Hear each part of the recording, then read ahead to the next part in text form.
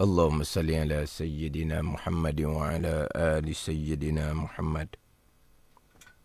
Assalamualaikum warahmatullahi wabarakatuh. Alhamdulillahi rabbil alamin. Wassalatu wassalamu ala sayyidil mursalin. Wa ala alihi wa sahbihi ajma'in. Rabbi syarah li sadri. Wa yassir li amri wahlul 'uqdatam min lisani yafqahu qawli. Subhanaka la ilma lana illa ma 'allamtana innaka antal alimul hakim. Wala haula wala quwwata illa billahil aliyyil azim. Syukur alhamdulillah, bersua kembali kita untuk minggu ini di Manis FM dalam program Talaki Safinatun Najah menggunakan pakai kitab Safinatun Najah. Hari ini hari Jumaat, setiap jam 6 petang kita akan sama-sama menimba ilmu pengetahuan dalam soal agama. Kita juga sekarang ini bersiaran langsung di Facebook Manis FM dan anda boleh kongsikan live tersebut bersama yang lain, dan anda juga boleh mengemukakan persoalan melalui live FB, persoalan yang berkaitan dengan tajuk pembicaraan. Semoga segala ilmu yang saya kongsikan dapat kita sama-sama amalkan. Jadi insyaAllah untuk petang Jumaat ini akan menyambung pembicaraan berkaitan dengan air.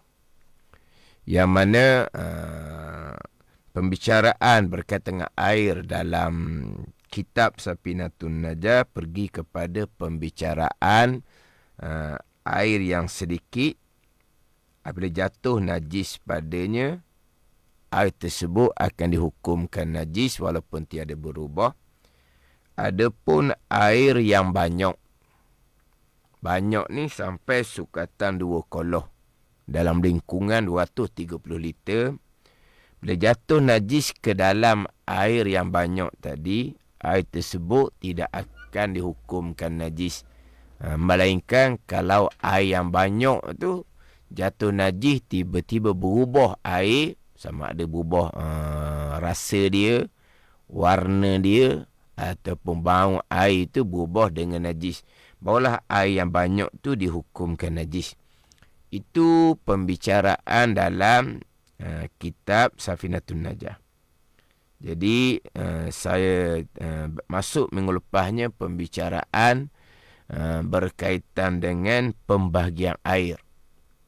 Minggu lepas bicara air mutlak, kemudian bicara air mustakmal. Jadi insyaAllah untuk minggu ini saya akan menyambung pembicaraan air mustakmal, yang mana sidang pendengar jangan beranggapan air kita banyak, tak payah duk bincang lah air mustakmal, tak mustakmal pun. Air banyak, kena belajar juga air mustakmal ni air mana. Sebab dari segi perkataan air mustakmal ni, nama air mustakmal boleh dikatakan nama yang orang biasa dengar. Orang tahu sebut air mustakmal, air mustakmal. Cuma terkadang takrifan air mustakmal tu kurang diketahui, dan terkadang air mustakmal tu takrifan dia sangat salah. Jadi kena bicara jugalah berkaitan air mustakmal walaupun air kita banyak. Nanti kemungkinan ada bila-bila ke kita diuji dengan ketiadaan air, maka kita nak berwuduk, air tak ada. Macam mana caranya kita nak berwuduk yang mana air yang kita gunakan tu kekal air mutlak, tidak menjadi air mustakmal? Kena bicara juga. Yang mana air mustakmal ni air yang suci. Diri air tu suci lah, bukan air najis. Kena air mustakmal, tak ada kena basuh pun. Tapi air mustakmal ni tidak boleh digunakan untuk berwuduk, mengangkat hadas kecil, untuk mandi wajib, mengangkat hadas besar. Dan air mustakmal juga tidak boleh digunakan untuk menyucikan najis. Itu air mustakmal. Hukum dia. Apa dia takrif air mustakmal? Air mustakmal ni air yang telah digunakan bagi mengangkat hadas, dan juga air yang telah digunakan untuk menyucikan najis dengan syarat-syarat dia. Jadi dua keadaan yang mana air tu asalnya air yang mutlak, air yang suci, lagi menyucikan, boleh digunakan untuk berwuduk, mandi wajib dan menyucikan najis. Kemudian air tu berubah status dia kepada air mustakmal. Suci lagi air tersebut, tetapi sudah tidak boleh menyucikan. Jadi air mustakmal ni dua keadaan. Yang pertama, air yang digunakan untuk mengangkat hadas kecil berwuduk, hadas besar mandi wajib, dan juga air yang digunakan untuk membasuh najis. Maka minggu depan saya datangkan dua contoh. Yang mana air yang digunakan tadi itu bukan mengangkat hadas. Air itu kekal air mutlak, suci lagi mencucikan. Yang kedua, yang digunakan untuk membasuh pakaian kotor. Saya bicara minggu lepas tu, sebagai satu gambaran kepada kita. Minggu lepasnya saya datangkan contoh air yang tidak digunakan untuk mengangkat hadas. Air yang digunakan untuk mandi sunat pagi Jumaat. Pagi tadi, orang lelaki yang sembahyang Jumaat disunatkan mandi sunat Jumaat. Jadi mandi sunat Jumaat jelas bukan mengangkat hadas besar. Mandi sunat pagi Jumaat jelas air tersebut bukan digunakan untuk mengangkat hadas besar. Sebab dia tidak berhadas besar. Dia hanya mandi sunat sahaja, bukan mandi wajib. Jadi mandi sunat pagi Jumaat ni tidak mengangkat hadas besar, tidak mengangkat hadas. Maka air yang telah digunakan untuk mandi sunat pagi Jumaat ni, air tu tidak akan menjadi mustakmal. Air tu kekal air mutlak. Saya buat contoh minggu lepas ni, tapi bukan suruh aman. Nak bicara biar faham hukum je. Kita mandi sunat pagi Jumaat, kita mandi bawa shower ke, menggunakan air pahit ke, tapi jangan bersabun, jangan bersyampoo lah. Kita pun berdiri dalam besen. Kita pun mandi, sunat pagi Jumaat selesai. Kita pun keluar dari besen tu. Air dalam besen tu sidang pendengar, itu bukan air mustakmal. Itu air mutlak, suci lagi menyucikan. Air dalam besen tu boleh digunakan untuk mengambil wuduk. Sidang pendengar, jangan tertanya-tanya pula, dan kita sudah gunakan tadi kan. Kita sudah gunakan untuk mandi sunat pagi Jumaat. Sekarang, air mustakmal yang telah digunakan. Itu dari segi lurah bahasa Arab. Isim maf'ul. Mustakmal, air mustakmal. Al-ma'ul mustakmal. Air yang telah digunakan. Itu bahasa Arab. Adapun air mustakmal, takrif dalam fiqh mazhab Syafi'i kita. Air mustakmal, takrif dalam fiqh mazhab Syafi'i kita, air yang telah digunakan untuk mengangkat hadas dan menyucikan najis. Kalau air itu digunakan untuk mandi sunat pagi Jumaat, sama sekali air tersebut tidak akan dihukumkan air mustakmal dalam hukum fiqh. Dari segi lurah bahasa Arab dipanggil mustakmal lah. Dah, kita sekarang ni bukan bicara bahasa Arab. Kita bicara sekarang hukum fiqh. Bukan bicara lurah bahasa Arab, bukan. Jadi lurah bahasa Arab, mustakmal, al-ma'ul mustakmal, yang telah digunakan di umum. Guna untuk apa pun namanya mustakmal. Kita air mustakmal dalam hukum fiqh ni dia khas. Air telah digunakan untuk mengangkat hadas, satu dan untuk menyucikan najis yang kedua. Biar faham takrif tu. Jadi kalau kita faham takrif ni, kita tak akan jadi hairan lah. Macam mana boleh air tersebut telah digunakan untuk mandi sunat pagi Jumaat. Guna dah. Tiba-tiba tak panggil musta'mal. Guna dah. Tetapi bukan untuk mengekat hadas. Itu hanya mandi sunat sahaja. Maka air telah digunakan untuk mandi sunat pagi Jumaat. Air tersebut tidak akan berubah status dia. Kekal air mutlak suci lagi menyucikan. Tapi tak ada lah nak suruh mandi sunat pagi Jumaat. Berdiri dalam besen bukan suruh seumpama tu. Nak cerita hukum air sahaja. Sidang pendengar ni pun samalah juga. Bukan nak suruh buat ni. Rumah dia ada koloh. Tapi koloh rumah dia tu dia buat kecil sangat. Tak sampai sukatan 2 koloh. Dalam lingkungan 230 liter. Tak sampai sukatan 2 koloh. Kecil sangat. Maka boleh digunakan untuk berwuduk, untuk mandi wajib. Tetapi dia kena cebok lah air tu. Berwuduk tak boleh nak celup lah. Muka, tangan dalam koloh yang kecil tak sampai sukatan 2 koloh tu. Dia kena cebok pakai cetong. Jadi air tu tak sampai 2 koloh. Sebab koloh tu kecil. Dia cari cetong tak ada. Dia nak cepat-cepat nak pergi sembahyang Jumaat ni. Dia pun masuk dalam koloh kecil tu. Yang air tak sampai 2 koloh. Dia pun mandi sunat pagi Jumaat. Sah mandi sunat pagi Jumaat. Dan air yang baki dalam koloh kecil itu. Lepas dia menyelam tadi. Mandi sunat pagi Jumaat. Air dalam koloh tu yang sedikit tu. Air tu kekal mutlak suci lagi menyucikan. Faham tak sidang pendengar? Kita rasa macam bicara musta'mal ni benda tak boleh bicara lah. Ilmu agama satu. Yang kedua, cukup mudah kita nak faham. Cukup mudah kita nak faham kalau kita belajarnya takrif tu betul. Sekarang orang belajar air musta'mal tapi takrif dia salah. Guna apa-apa pun jadi musta'mal belaka. Tu salah gitu. Guna untuk mengangkat hadas. Tidak mengangkat hadas, air tak jadi musta'mal. Contoh mengelepah pula. Air digunakan untuk menyucikan najis. Sekarang ni, saya bagi contoh kepada pakaian yang kotor minggu lepas.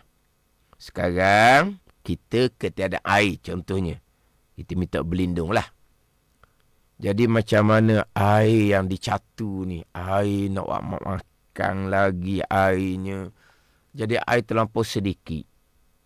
Kemudian, kita pula ada pakaian yang kotor. Ni bukan, kalau kata terdesak jadi je. Sekarang, air satu beldi digunakan untuk mengambil wuduk. Tapi tak boleh nak celup lah. Sebab air tu beri air sedikit. Kita ada pakaian yang memang tidak najis. Pakaian kita tidak najis.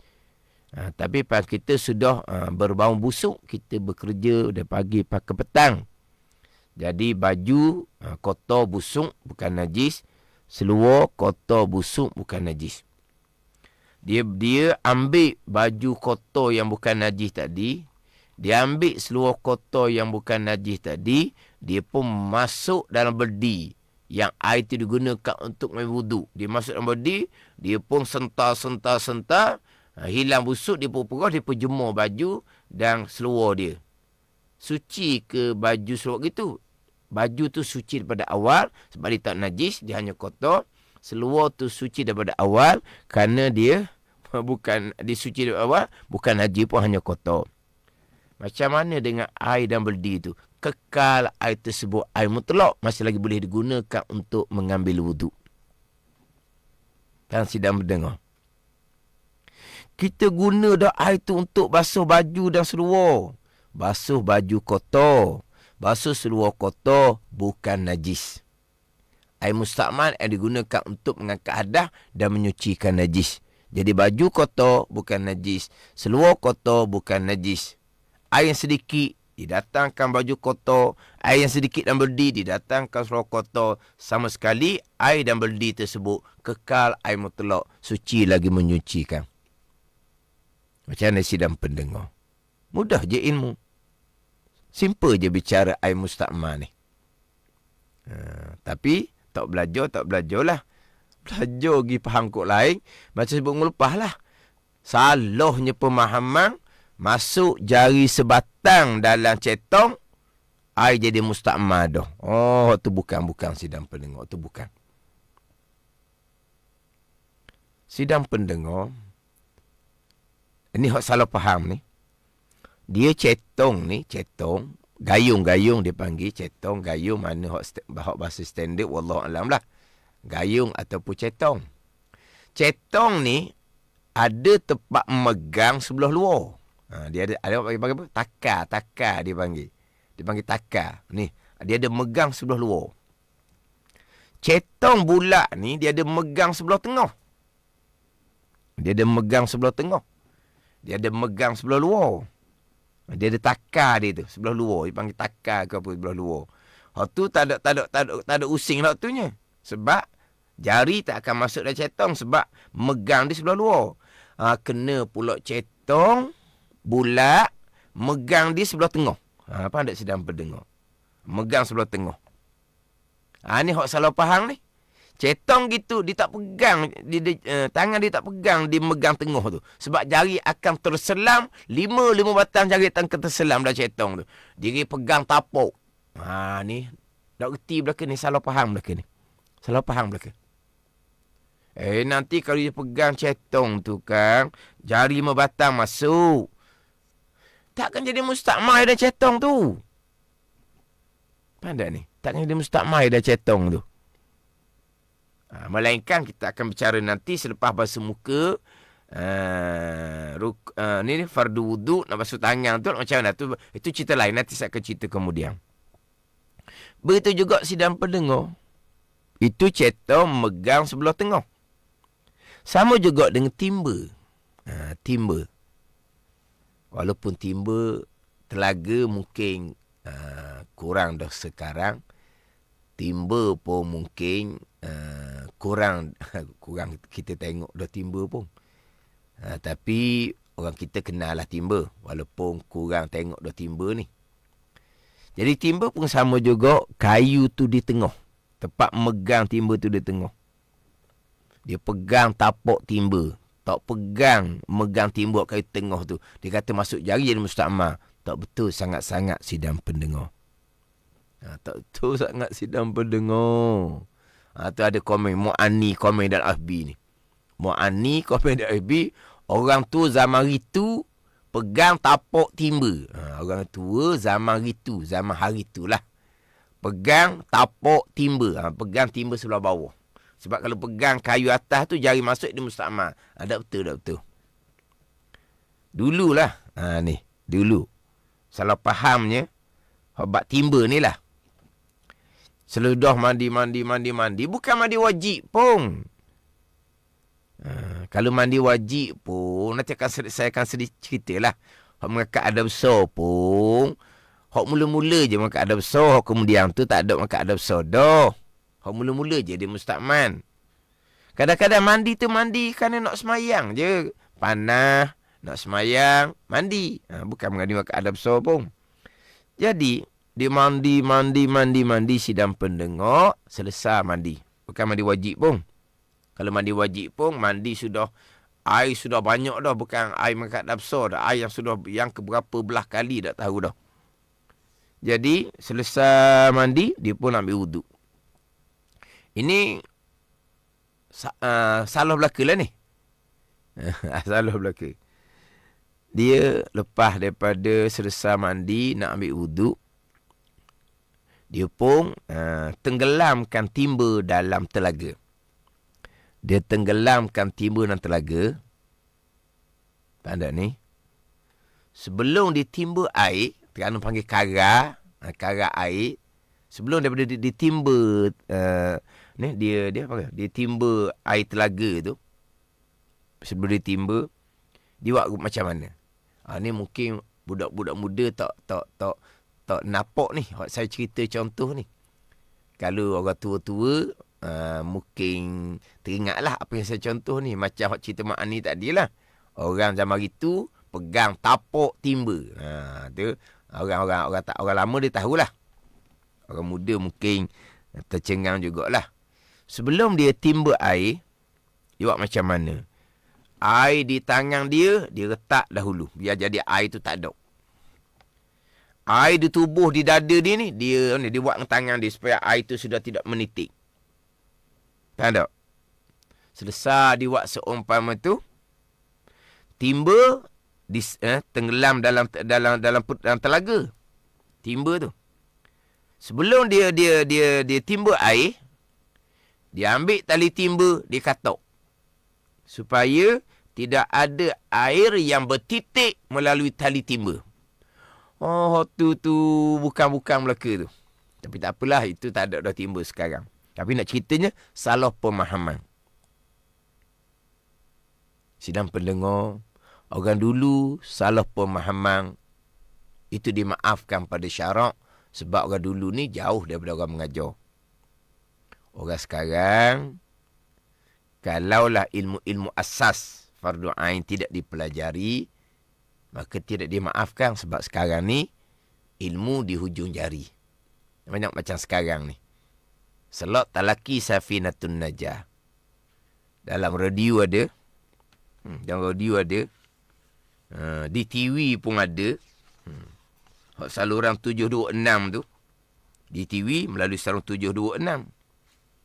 FB pun ada. Bila FB pun ada, tak dapat mengikuti live pada masa sekarang, boleh tengok kemudian melalui FB Mani FM.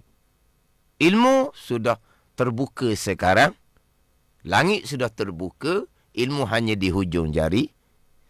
Kejahilan pada masa sekarang tidak ada kemaafan. Adapun kejahilan orang dahulu ada kemaafan. Sebab mereka tidak ada orang mengajar. Mereka berada di tempat yang sangat jauh daripada alim ulama'. Berbeza dengan pada masa kita sekarang ni. Kalau tak mau belajar juga dengan peluang yang ada ni, itu atas bahagian masing-masing lah. Pandai ni. Tengok radio, TV, saluran 726, FB boleh diikuti. Jadi sebelum ditimba air, dia katok dulu tali timba. Supaya tidak ada air yang akan menitik daripada tali timba tu. Menitik tali timba tu. Ni ada yang komen sini. Bonda team komen, orang dulu tak ada kelas mana nak belajar. Cuma pesan mak ayah gitu je. Dia kata, ni orang dulu.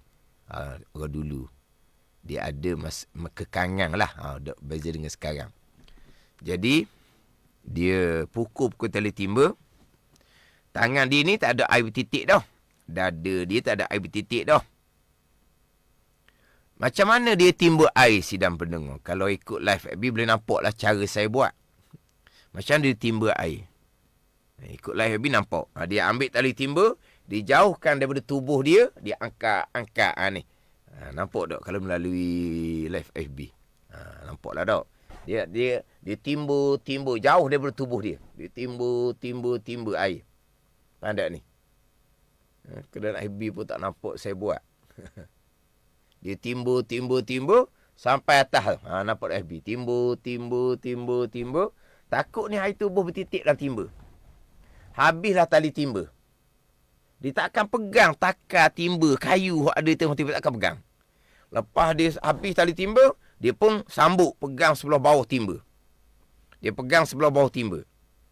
Kemudian di tali timba tu ada pula gitu. Untuk bubuh timba di cagok kalau dulu panggil. Dia ada di tepi telaga tu dia ada macam ni dahan kayu panjang, dia ada cagok.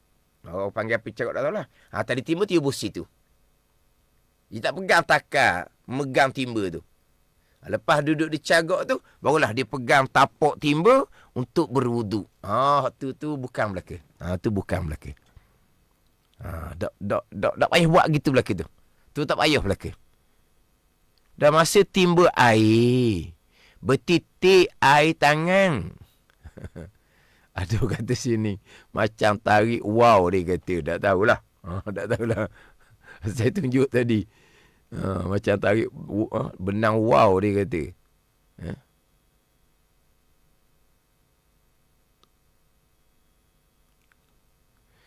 Jadi apabila kalau kita timba apa semua, air tubuh kita bertitik. Air dalam timba takkan jadi mustakmal. Air dalam timba takkan jadi mustakmal pun. Faham tak ni?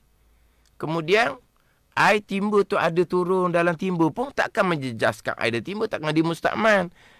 Kemudian kalau kita megang timba yang panggil takar tu pun, jari masuk 5 batang sekalipun, air dalam timba tidak akan jadi mustakmal. Air timba tidak akan jadi mustakmal. Faham tak? Tak jadi mustakmal. Jadi salah pemahaman berkaitan dengan air mustakmal. Tu jadi susah tu. Tu jadi susah. Ni ada orang komen dalam FB ni. Dia kata Nur Sazlin. Dia komen. Dia kata, saya pernah satu kedulu nak ambil wuduk beratur panjang. Saya taduhkan air dalam botol untuk berwuduk. Taduh air dalam botol. Lepas tu tangan saya terkenalah air itu. Kenalah sebab kita pegang tangan. Air nak sedap botol tu kena tangan. Lepas tu ada seorang guru lah. Tangan awak dah kena air tu jadi mustakmal. Dah air tu tak boleh berwuduk. Dah. Tak jadi mustakmal. Tu tak jadi mustakmal. Jadi jangan kita faham kok masuk jari ke apa pun tak akan jadi mustakmal dok. Sebab peringkat ini pengajaran belaka lah. Nak keruhkan air untuk menyucikan najis mughallazah. Nak keruhkan air untuk menyucikan najis mughallazah.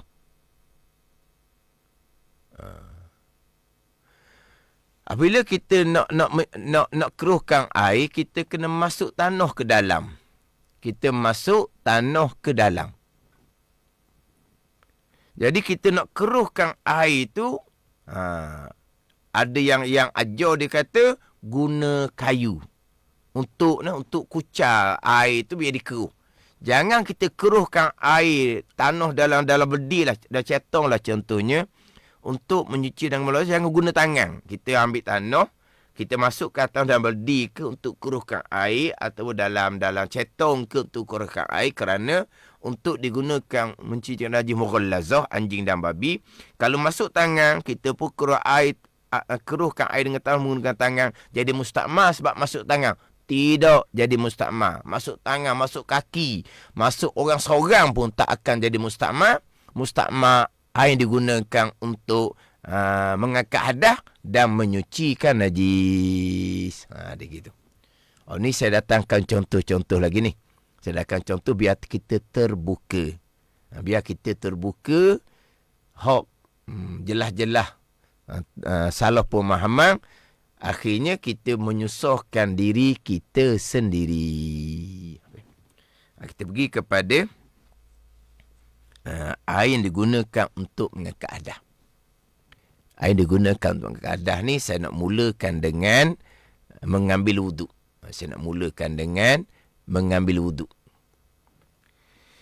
Kita mengambil wuduk, yang mengangkat hadasnya, yang basuhan wajibnya adalah basuhan muka kali pertama, basuhan tangan sampai siku kali yang pertama, basuhan kaki kali yang pertama. Basuhan kaki kali yang pertama. Kita basuh pergelangan tangan di permulaan. Itu belum lagi mengangkat hadas. Itu belum lagi basuhan yang wajib. Itu hanya basuhan yang sunat. Kita buat gini sidang pendengar. Kita berwuduk menggunakan air satu baldi. Itu contoh gitu. Saya pun sambil-sambil tengok masa ni. Tadi agak terlewat sikit. Slot talaki ni bermula. Jadi dah tak boleh nak berhenti lewat juga. Sebab kita maklumlah. Maghrib sekarang waktunya sangat awal. Jadi ada mungkin dalam 10 minit lagi lah. Kalau tak sempat minggu ni saya sama minggu hadapan. Dia pembicaraan ni tak boleh nak laju-laju. Sebab ini program dalam radio. Program di masjid pun saya tak akan laju-laju. Sebab kita berhadapan dengan masyarakat yang latar belakangnya berbeza. Kalau kita nak belajar laju-laju, kita cari kelas hok laju-laju. Kelas saya memang tak ada laju-laju. Saya akan satu-satu dan saya akan ulang-ulang. Saya nak cepat, nak laju, kelas lain banyak lagi. Masuk kelas hok laju. Ni kelas untuk umum. Saya tidak akan laju-laju penjelasannya. Bahkan saya akan ulang-ulang penjelasan saya. Tapi bagi orang hok pandai dah, dia nak cepat, dia tak ambuh dengar hok lambat-lambat ni, tak apalah. Ni kelas bebas ni, kelas terbuka. Atas masing-masing nak pilih, cari kelas mana pun. Lambat nak habis kitab kalau main satu-satu gini. Tak apalah, cari kelas hok cepat habis kitab. Kita jangan ganggu kelas orang.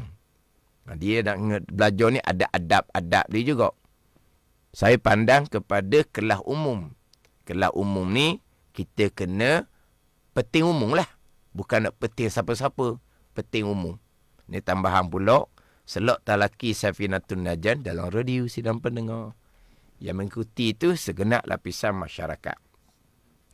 Jadi kita buat contoh gini. Air tak ada. Jadi kita berwuduk menggunakan air satu baldi. Air satu baldi ni kalau kita pandai berwuduk menggunakan air sedikit, air satu baldi ni satu keluarga boleh gunakan untuk berwuduk. Berapa lama pun tak tahulah. Ni ada komen FB ni. Alhamdulillah Ustaz, koho-koho dia kata. Tak apalah. Kita orang mengajar pun koho, orang dengar pun koho, ngam-ngam lah. Tadilah, orang laju, cari hok laju. Tak ada apa tu, jangan ganggu hok kelas lain. Kita nak laju, kita duk ganggu kelas hok koho-koho, hok lambat-lambat. Tak beradab gitu. Kita cari kelas lain lah. Sebab ada komen tadi tu, nak so cepat-cepat. Nak cepat ke mana, tak tahulah saya pun. Nak cepat ke mana pun saya pula tahu. Dia macam, tak apa, bebas. Atas masing-masing. Jadi contohnya, dia menggunakan air satu baldi. Air satu baldi ni pahamlah sidang pendengar. Dia panggil air sedikit. Air tak sampai sukatan 2 kolok. Dia panggil air sedikit. Jadi, mula-mula dia nak basuh tangan. Tangan dia tidak ada najis. Tangan dia hanya, berabuk gitulah tangan ni. Dia pun nak basuh tangan, sunat wuduk ni. Dia boleh tak nak masuk tangan dalam baldi tu? Boleh je lah. Sebab basuh tangan bukan mengangkat hadas kecil. Basuh tangan bukan basuhan fardu. Bukan basuhan wajib. Jadi boleh masuk tangan dalam baldi. Masuk tangan dalam baldi, basuh tangan tu. Jangan pengok lah sidang pendengar. Sebab basuhan tangan, pergelangan tangan permulaan, itu bukan mengangkat hadas dan itu bukan basuhan wajib. Masuk tangan dalam tu, basuh 3 kali, sunat 1 kali, baca a'udzubillah, baca bismillah lah. Basuh, selesai basuh tangan. Ambil air baldi tu pula untuk berkomo-komo dan memasuk air ke dalam hidung. Tapi berkomo-komo jangan pergi ludah dalam baldi tu. Gelilah orang lainnya pula. Dia pun ambil air daripada baldi tu, tangan dia celup ni, dia celup tangan dia. Bukan pakai cetong-cetong tak ni. Tak ada pakai cetong-cetongnya. Tak ada pakai gayung-gayungnya. Pakai tangan saja. Dia pun ambil, masuk tangan dalam baldi, air yang sikit sampai 2 kolok. Dia pun masuk dalam mulut dia, serta dia berkomo-komo dan masuk ke hidung. Lepas berkomo-komo, dia pun ludah di luar. 3 kali. Air tu tak ada apa-apa hal. Air tu kekal, air mutlak, suci lagi menyucikan. Habis hak sunat. Kita nak pergi kepada hak basuhan fardu. basuhan fardu mengangkat ada kecil, iaitu basuhan muka kali yang pertama. Basuhan muka kali yang pertama. Basuhan muka kali kedua, itu bukan basuhan wajib, itu sunat. Basuhan muka kali tiga pun sama, sunat. Ingat baik, basuhan muka kali pertama mengangkat ada kecil dan ianya adalah basuhan yang wajib. Kita pun ambil tangan, kita genggam air dalam beldi. Nak basuh muka kali pertama, jangan basuh dalam beldi. Jangan basuh dalam beldi. Kalau basuh muka kali pertama kita basuh dalam beldi, terangkat hadas kecil di muka, air di beldi sudah jadi mustakman. Nak basuh muka kali kedua ketiga tak boleh guna air beldi tu. Nak basuh tangan fardu yang pertama pun, basuh pertama pun tak boleh pakai beldi dah, sebab air beldi sudah jadi mustakman. Jadi macam mana nak pelihara air beldi yang sedikit ni supaya tidak ada mustakman, sebab kita nak guna ramai ni, air tak ada ni. Lepas kita ambil air dan beldi, cekok air, genggam air, kita pun basuh muka kali pertama ni di luar beldi. Basuh kali pertama, rata dah basuhan muka kali pertama. Selesai dah mengangkat hadas kecil di muka, selesai dah basuhan fardu. Air yang bertitik daripada muka turun kepada bawah tu, air tu dia panggil air mustakmal. Bekasang air di muka ni tak perlu kita nak basuh-basuh, tak perlu. Tak perlu kita nak bukan. Tak perlu kita nak lap-lap. Biar basuhan tu tak apa. Kemudian kita pun basuh muka kali kedua ketiga. Basuh muka dalam beldi kali kedua ketiga. Basuh muka dalam beldi kali kedua dan kali ketiga. Tak akan jadi punah air tu. Air tu kekal mutlak. Tak akan jadi mustaman. Macam mana sidang pendengar? Nak buat raya. Pembicaraan berwuduk menggunakan air yang sedikit dan beldi, boleh cerita setakat basuh muka je lah. Macam mana pula nanti nak basuh tangan, sapu kepala basuh kaki, sapu kepala disikit je. Basuh kaki memang kita akan ambil cetong untuk cedok air dan beldi, basuh kaki di luar beldi. Macam mana dengan kita nak basuh tangan? Basuh tangan kali pertama, mengangkat hadas kecil, yang ianya ada basuhan fardu, dia akan boleh menyebabkan air dan beldi itu jadi mustakman. Jadi macam mana kita nak buat? Basuhan tangan yang pertama, yang mana air dan beldi kekal, air mutlak tidak akan jadi mustakman. Jadi untuk basuhan tangan ni, jadi sambung minggu hadapan lah sidang pendengar. Jadi kira kita ni tergantung sedikit lah ni. Jangan lupa minggu hadapan kita bicara balik, berwuduk menggunakan air dan beldi, tanpa menggunakan cetong, tanpa menggunakan gayung. Lepas tu ada soalan sedikit tu, soalan semalu putera. Air percikan daripada basuhan yang pertama, masuk dalam beldi ke mustakmal juga ke ustaz? Air yang terpercik tu air mustakmal, tapi terlampau sedikit, tidak akan merosakkan air mutlak dan beldi tu. Memang air percikan daripada basuhan muka kali pertama, air mustakmal. Dia terpercik masuk dalam beldi, air mustakmal sedikit tadi tu tidak akan menjadikan air beldi itu mustakmal. Air beldi itu kekal air mutlak. Jadi berhenti setakat basuh muka. InsyaAllah minggu hadapan saya sambung pula basuh tangan sampai ke pergelangan tangan. Basuhan tangan kali pertama mengangkat hadas kecil, basuhan fardu.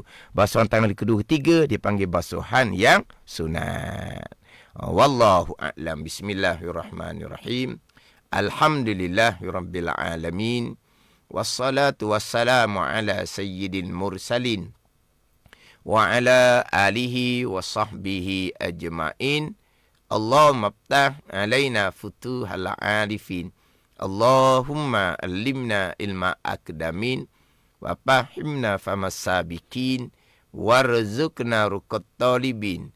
Allahumma zidna ilman wa alhiqna bis salihin. Wa sallallahu ala sayyidina Muhammadin wa ala alihi wa sahbihi wa sallam. Walhamdulillahi rabbil alamin. Wassalamualaikum warahmatullahi wabarakatuh.